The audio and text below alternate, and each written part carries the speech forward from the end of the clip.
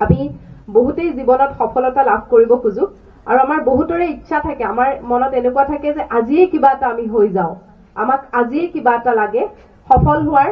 আমি জানো যে কোনো চমু বাট নাই, তথাপিও আমি ভাবো যে আমি সফল হ'ব লাগে। তেনেদৰে এজন মানুহ আছিল, তেওঁ ভাবিলে যে তেওঁ একেদিনাই সফল হ'ব লাগে, ধনী হ'ব লাগে, আৰু তেওঁ সেইকাৰণে সেই অঞ্চলৰে গুণী জ্ঞানী মানুহৰ ওচৰলৈ গৈ পেলাই তেওঁ ক'লে যে মহাশয়, মই সফল হ'ব খুজিছো, মোক সফলতাৰ ৰাস্তাটো দেখুৱাই দিয়ক আৰু মই সফল আজিয়েই হ'ব লাগে।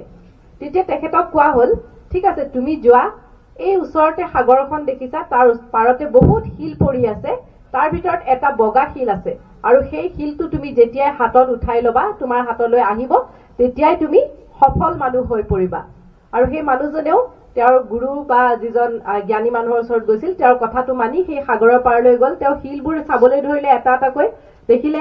প্ৰথমটো শিল চালে এইটো তেওঁৰ কোৱা শিলটো নহয়, এনেকৈ শিলবোৰ এটা এটাকৈ পানীলৈ দলিয়াই দলিয়াই গৈ থাকিল, কাৰণ তেওঁ যিটো বিচাৰিছে সেইটো পোৱা নাই। আৰু তেওঁ লাহে লাহে আমনি লাগিবলৈ ধৰিলে, তেওঁ বগা শিলটো বিচাৰি পোৱা নাই। তেওঁ শিল এটা উঠাইছে, দলিয়াই দিছে, এটা উঠাইছে, দলিয়াই দিছে, আৰু এটা সময়ত এনেকৈ কৰি কৰি তেওঁ কামত অভ্যস্ত হৈ গ'ল। আৰু তেওঁৰ অজানিতে হাতত সেই বগা শিলটো আহিছিল, কিন্তু অভ্যাসবশতঃ তেওঁ সেই শিলটো পানীলৈ দলিয়াই দিলে। তাৰ পিছতহে তেওঁ সচকিত হৈ পৰিল, মই কি কৰিলো, মোৰ হাতত আহিছিল অথচ মই পেলাই দিলো। আমাৰ জীৱনটো ঠিক তেনেকুৱা। এই যে সুযোগ আৰু সুবিধাবিলাক এনেকুৱা নহয় যে আমাৰ সন্মুখত পৰি আছে, হয় কোনোবা এটা মুহূৰ্তত আহিব, মোৰ জীৱনলৈ সুযোগ আহিব, কিন্তু আমি অভ্যাসবশতঃ এই যে নহ'ব নহ'ব, মই সফল নহ'ম, এনেদৰে ভাবি থকাৰ কাৰণে মোৰ জীৱনলৈ অহা সুযোগ আৰু সুবিধা আমি কেতিয়াবা হেৰুৱাই পেলাওঁ। গতিকে মৰমৰ ছাত্ৰ ছাত্ৰীসকল, তোমালোকে কেতিয়াও নিৰাশ আৰু হতাশ নহবা।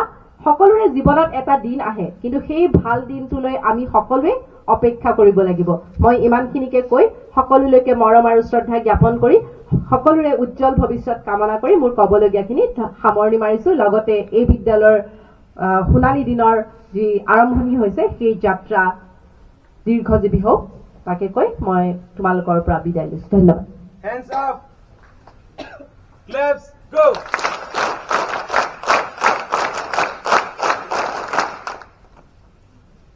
Break. Sabda. জাতীয় সংগীত গাবলৈ সাজু হোৱা, জাতীয় সংগীত আৰম্ভ।